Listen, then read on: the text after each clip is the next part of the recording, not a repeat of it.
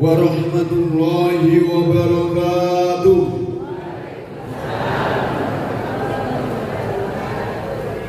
Marilah pengajian ini kita buka bersama dengan bacaan Ummul Kitab Al-Fatihah. Beliau Bapak Haji Wiyoto beserta seluruh keluarganya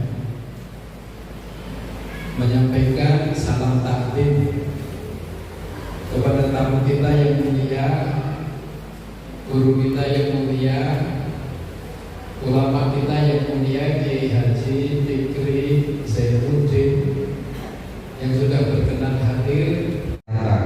Sahiba kita setuju sakit kembal manunggal dari pengawasan pemerintah kita kanti maki ujung betul-betul halangan satu juga menopong. Baik, sudah hadir di tengah-tengah kita Kiai Haji Fikri Zainuddin MZ. Semoga beliau selalu diberi kesehatan. Amin ya rabbal alamin. Semoga beliau selalu istiqomah untuk selalu jihad fisabilillah. Allahumma amin. Assalamualaikum warahmatullahi wabarakatuh.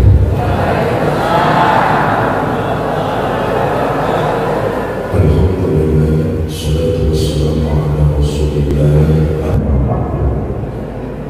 Yang mulia para ulama, para kiai, para asatidz dan asatizah, wabil khusus guru kita Bapak Kiai Ihsan Saifuddin Mata Allah Biduli Hayati, yang saya hormati para tokoh masyarakat hadir di tengah-tengah kita, Bapak Kades, keluarga besar Bapak Haji.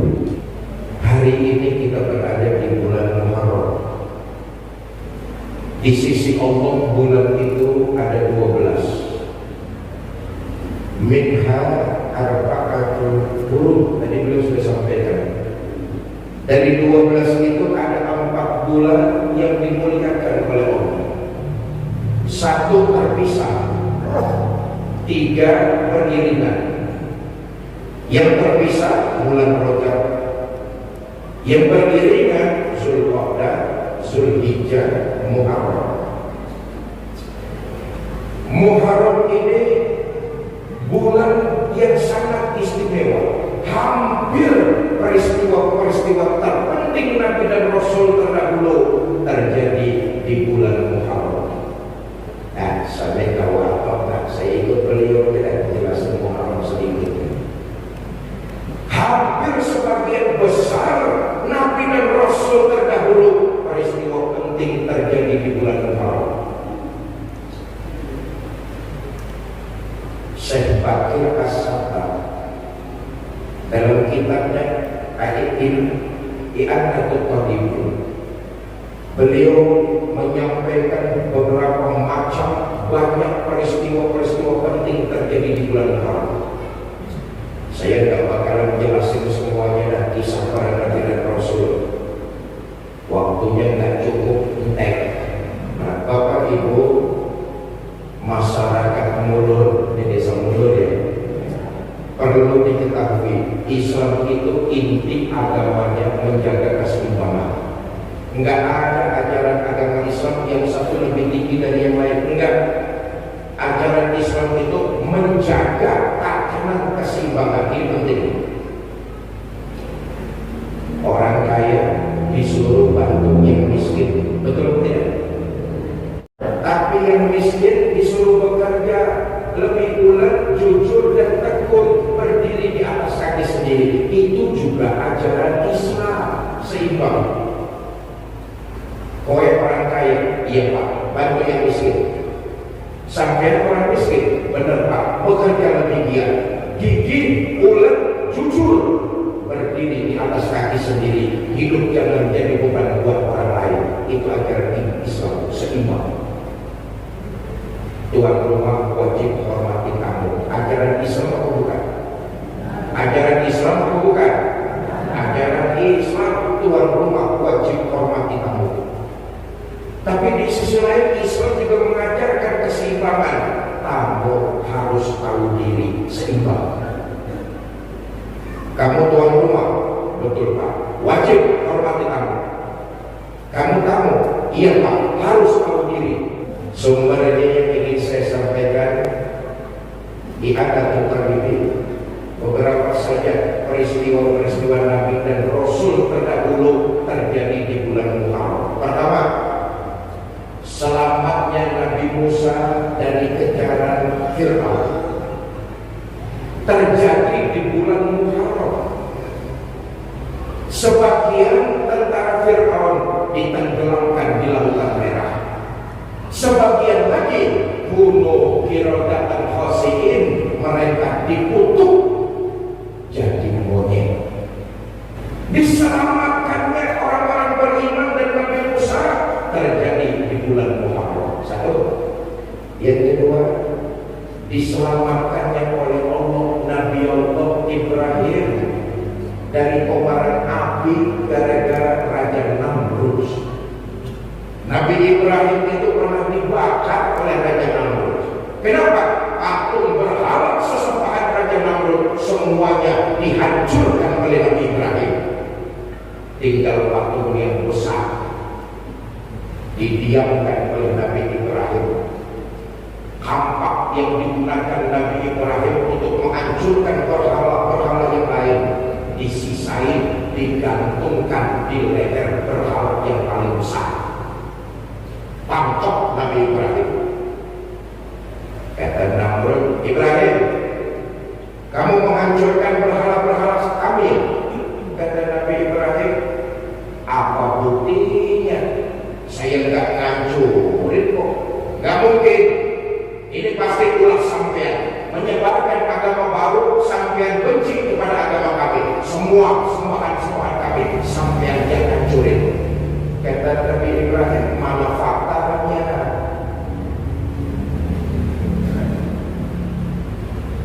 Raja Namrud nggak kehilangan akal. Nggak usah bicara fakta, nggak usah bicara bukti. Saya yakin pokoknya sampean yang hancurin berhala-berhala kami. Kata Nabi Ibrahim, Tuan Raja, kalau mau nangkep orang harus ada bukti. Begini saja, saya nggak punya bukti untuk menghancurkan berhala-berhala itu. Bukti untuk menghancurkan berhala itu ada pada berhala sesembahan Tuhan yang paling besar itu. Di leher ada kampaknya, mungkin yang besar karena cemburu ngancurin yang kecil-kecil. Apa kata Raja Namrud? Edan sampean Ibrahim. Loh kok edan? Iya, nggak mungkin patung nggak bisa bergerak, nggak bisa cakap-cakap, nggak bisa ngomong. Masa dia ngancurin patung yang kecil-kecil? Kata Nabi Ibrahim, sampean raja lebih edan lagi. Sudah tahu nggak bisa berbuat apa-apa, nekat disembah juga. Marah Raja Namrud. Apa yang terjadi? Raja Namrud memerintahkan tentaranya untuk bikin api unggun yang sangat besar. Ketika ketika api unggun sudah membesar, Raja Namrud memerintahkan kepada tentaranya, lemparkan Ibrahim ke dalam kobaran api tersebut. Dilempar Nabi Ibrahim. Terjadi di bulan Muharram. Allah memerintahkan kepada api, ya naru kuni bardan wa salaman ala Ibrahim. Hai api, dinginlah kamu, selamatkan Ibrahim. Walhasil Nabi Ibrahim dilemparkan ke kobaran api, keluar sekujur badannya, nggak terbakar oleh panasnya api. Terjadi di bulan Muharram.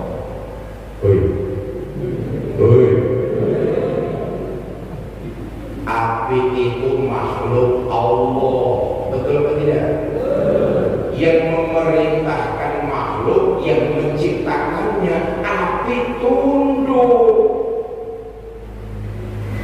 Dia ikut perintah Allah, maka Nabi Ibrahim nggak kebakar. Terjadi di bulan Muharram. Yang kedua, yang ketiga, peristiwa diterima taubatnya Nabi Adam alaihi salatu wassalam terjadi di bulan Ramadan. Kita tahu lewat sejarah, setelah Nabi Adam tercipta oleh Allah, Nabi Adam dipersilakan tinggal di dalam surga. Betul atau tidak? Nabi Adam dengan Ibu Hawa tinggal mereka di dalam surga. Dipersilakan oleh Allah menikmati semua fasilitas yang ada di dalamnya. Hanya satu yang Allah minta diabadikan dalam Quran. Adam dan Hawa, silakan kau tinggal di surga. Apa saja nikmati, tapi satu, jangan kau dekati buah huldi. Dekat saja tak boleh, apalagi makan. Begitulah sifat kita manusia. Kita itu kalau disuruh malah kita nggak mau. Tapi kalau dilarang muncul tantangan dalam diri kita. Itu watak manusia itu.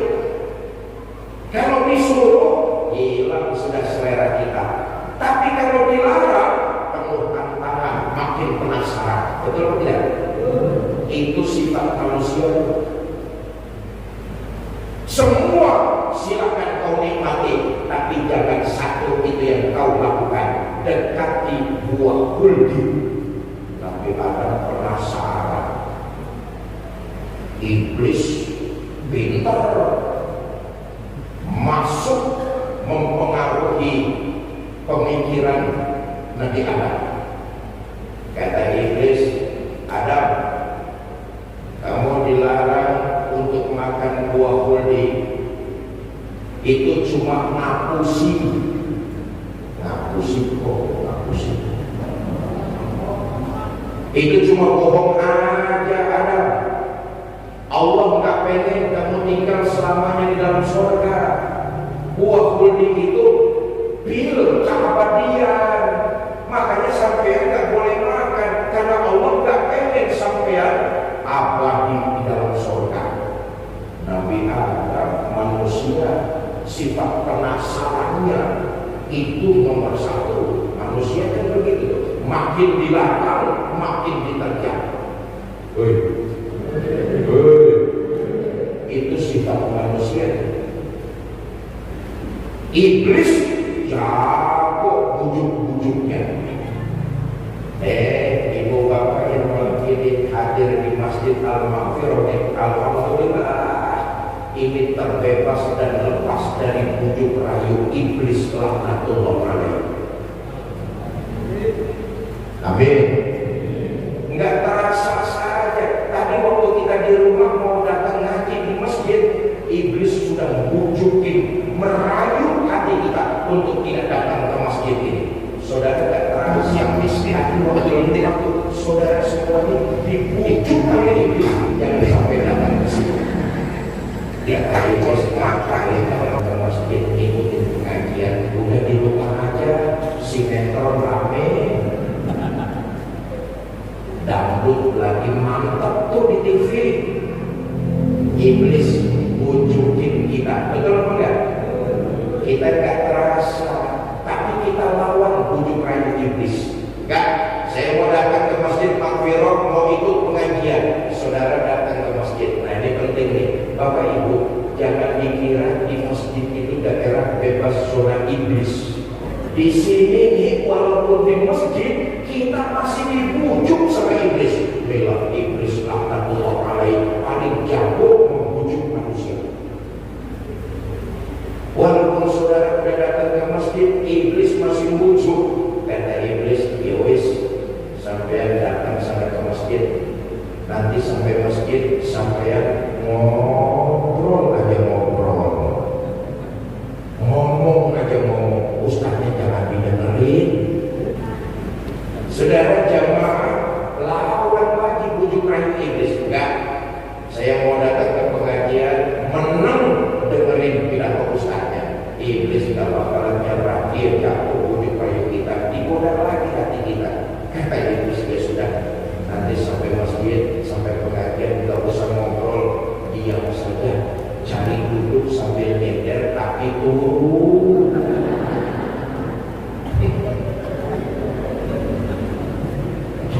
Bujuk rayunya iblis luar biasa. Nabi Adam kena. Nah, saya singkat cerita saja, sudah hampir setengah 10. Nabi Adam kena bujuk rayu iblis. Awalnya Nabi Adam nggak kena digoda sama iblis. Begitu Nabi Adam nggak kena dibujuk sama iblis, iblis pindah. Siapa yang dibujuk oleh iblis? Bojone. Nah, ini pelajaran juga buat kita nih. Hei, kita ini para suami umumnya punya pendirian yang kuat. Nggak bakalan kena pendirian kita dikoyak-koyak sama orang lain. Tapi kalau sudah dapat masukan dari bojo, nah miring kita langsung. Betul apa enggak? Nabi Adam tuh datang iblis menggoda suruh makan buah kuldi. Nggak kena Nabi Adam, nggak mau, tetap menjaga perintah Allah. Tapi iblis datang kepada ibu Hawa, tapi bukan ibu-ibu sini, bukan ibu-ibu mulur. Kalau punya keinginan bukan main, suaminya yang digedor-gedor, suaminya yang dieret-eret, suaminya yang disuruh mengabulkan permintaannya. Ibu Hawa akhirnya merayu suami, Bang, betul juga, jangan-jangan kita nggak boleh makan buah kuldi supaya kita nggak kekal di surga. Udah Bang, cobain aja. Jangan-jangan ini jebakan, memang kita nggak boleh tinggal abadi di surga. Walhasil Nabi Adam dan Ibu Hawa memakan buah kuldi. Allah marah. Adam, apa saja yang ada di surga ini silakan kau nikmati, tapi kau melanggar perintah yang aku berikan. Mulai saat ini keluar dari surga, turun ke alam dunia. Sejak itu Nabi Adam dan Ibu Hawa diusir dari surga. Allah Akbar. Kita lihat, Bapak Ibu, Nabi Adam sepanjang hidupnya punya satu kesalahan gara-gara makan buah kuldi, tapi diusir dari surga. Nabi Adam salahnya cuma satu, tapi diusir dari surga. Nabi Adam salahnya cuma satu, tapi diusir dari surga. Kita warga desa Mulur, dari pagi sampai tengah malam salah melulu, malah minta melebuni swarga. Wale, betul apa tidak? Nabi Adam taubatnya diterima di bulan Muharram. Turun Nabi Adam ke alam dunia. Konon sejarah menceritakan 300 tahun Nabi Adam bertobat dari satu kesalahan. Allah Akbar. 300 tahun Nabi Adam bertobat dari yang cuma satu kesalahannya. Quran juga mengabadikan Rabbana zalamna anfusana wa illam taghfir lana dan seterusnya. Itu istighfar Nabi Adam. Itu istighfarnya Nabi Adam. Berapa lama? 300 tahun Nabi Adam membaca istighfar ini. Di penghujung beliau membaca istighfar, beliau berdoa kepada Allah.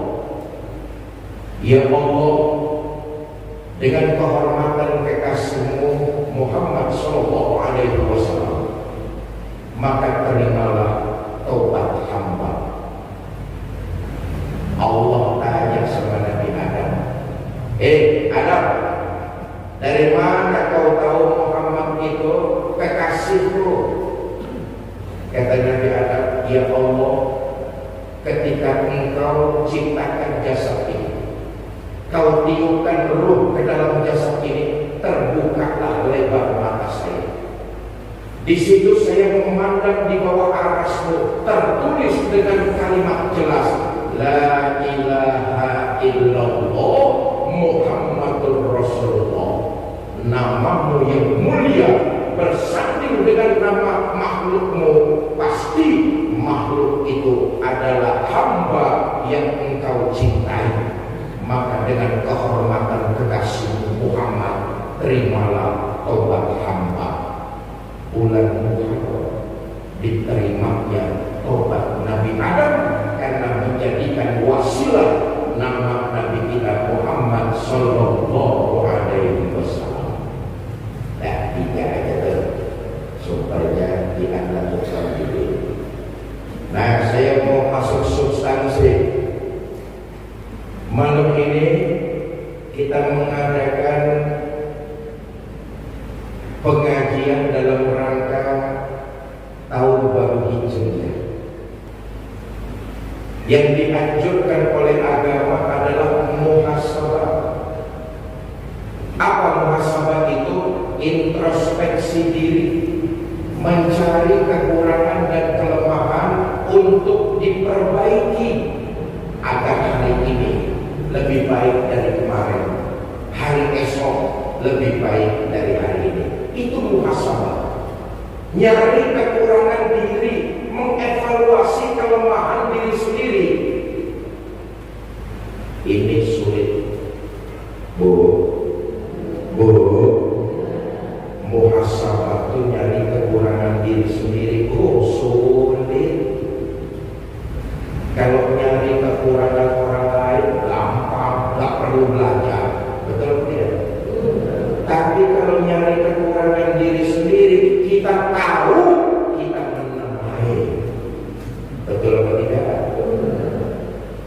Makanya dulu waktu saya mulai jadi santri, sejak saat itu saya santri sampai sekarang saya tetap santri, dan sampai saya menutup mata saya tetap jadi seorang santri.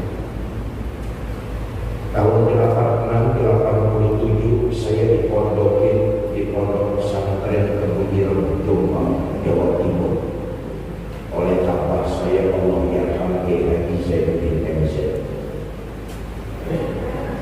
Satu hari abah saya datang jengukin. Kata abah saya begini, Fikri, berusaha kamu jadi manusia dewasa. Saya bilang, caranya gimana Pak? Belajar cari kekurangan dirimu, cari kelemahan dirimu, lalu memperbaiki supaya hari ini lebih baik dari hari kemarin, hari esok lebih baik dari hari ini. Nah, saya renungi, angel, angel. Maka pantas Nabi berpesan, tuba liman sabbalahu aibuhu an uyubin nas. Berbahagialah orang yang merasa dirinya kurang, lemah, lalu sibuk memperbaiki diri daripada sibuk mencari kesalahan orang lain. Bahagia orang kayak gitu. Nah, saya kembali muhasabah di awal tahun Hijriah. Bersyukur kita kepada Allah dipertemukan di tahun 1447 Hijriah. Betul tidak? Kita sudah lewat 1446. Sekarang kita mengucap syukur kepada Allah, kita bisa ada di 1447 Hijriah. Begini, semua yang hadir malam ini enggak ada jaminan masih bisa berjumpa lagi dengan 1448 yang akan datang. Betul tidak? Ada orang mulut yang hidupnya sudah dijamin sampai tahun depan. Ada apa tidak? Semua kita ratusan orang yang malam ini hadir, enggak ada jaminan tahun depan umur kita masih ada apa tidak. Betul? Jangankan tahun depan, jangankan bulan depan, jangankan minggu depan, 5 menit dari sekarang, wallahu a'lam, enggak ada jaminan buat kita. Nah, ini yang penting. Saya ingin mengajak di awal tahun baru Hijriah. Pertama, sesuai nama masjid kita nih, Maghfirah, bergegas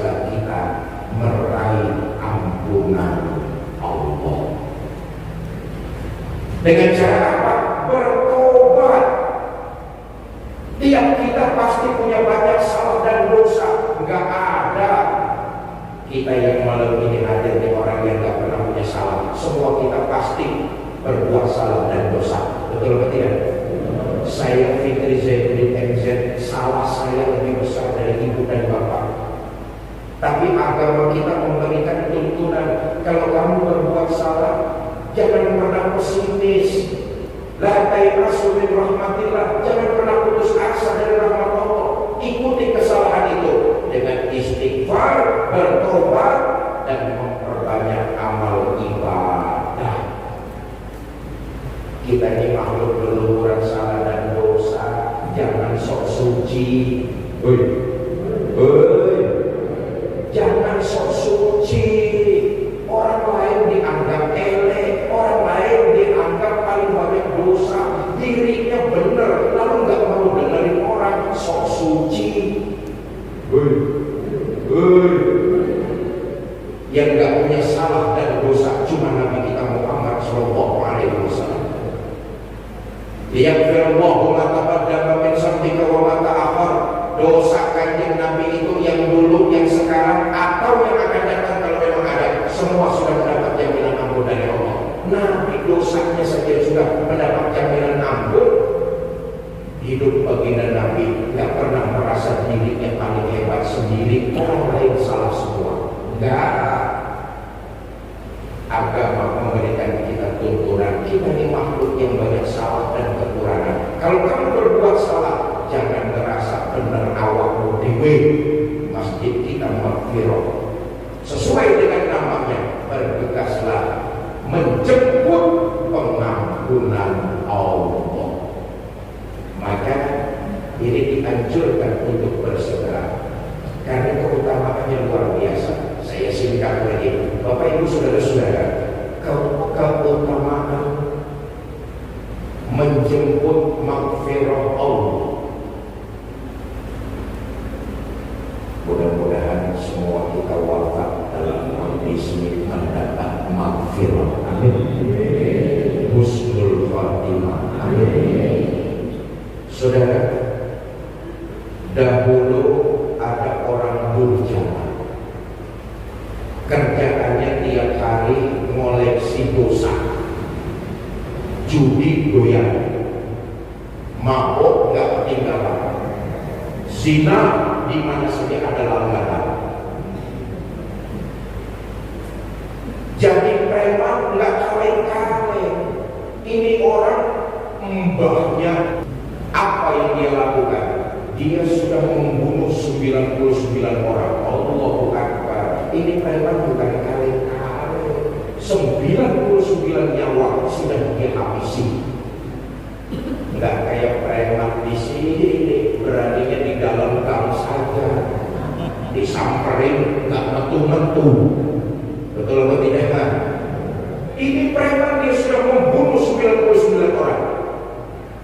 Dia nggak putus asa dari rahmat dan ampunan Allah. Satu hari dia sadar atas kesalahan dan perbuatan dosa. Datang taufik dan inayah, dia pengen tobat. Datanglah preman ini ke seorang ustaz. Pak Ustaz, saya pengen tobat, kira-kira tobat saya diterima atau enggak? Kata Ustaz, dosa apa yang sampai perbuat? Cerita preman ini kalau dia sudah membunuh 99 orang. Tapi lagi-lagi saudara, semangat maghfirah, mencapai pengampunan Allah nggak kendor. Walaupun sudah mateni 100, ini preman datang ke seorang kiai. Saya pengen tobat, kira-kira tobat saya diterima Allah apa enggak? Apa jawab kiai? Selama kamu tidak menyekutukan Allah, sebesar apa saja salah dan dosa yang kamu perbuat, kamu tobat, tobatmu insya Allah pasti diterima. Sekarang yang terpenting, kamu bertobatlah kepada Allah. Tapi ada syaratnya. Apa kiai? Tinggalkan kampungmu, cari kampung yang di dalamnya penuh dengan orang-orang ahli ibadah. Sebab kalau kamu tobat, kampung masih di situ, kamu nanti akan terkena penyakit trauma. Malam tobat, siang kumat. Jadi sudah pindah kampung Kiai. Pindah, carilah kampung yang di dalamnya penuh dengan orang-orang ini ahli ibadah, supaya tobatmu istiqomah. Kira-kira kemana Kiai? Desa Mulur. Orang-orang ahli ibadah semua. Amin. Mungkin Kiai, kalau itu saya pindah kampung, doakan saya biar saya istiqomah dalam bertobat. Ini preman cium tangan sama Kiai, bolak-balik. Oh, preman masih dua sopan satu be Kiai, cium tangan bolak-balik. Nggak cukup cium tangan bolak-balik, ngamprokin.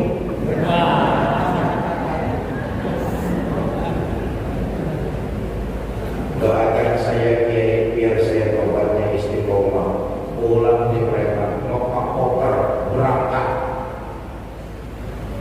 Yang di desa Mulur belum masuk Google Map. Berangkat cari kampung yang di dalamnya penuh dengan orang-orang ahli ibadah. Apa yang terjadi? Kodal umur saudara.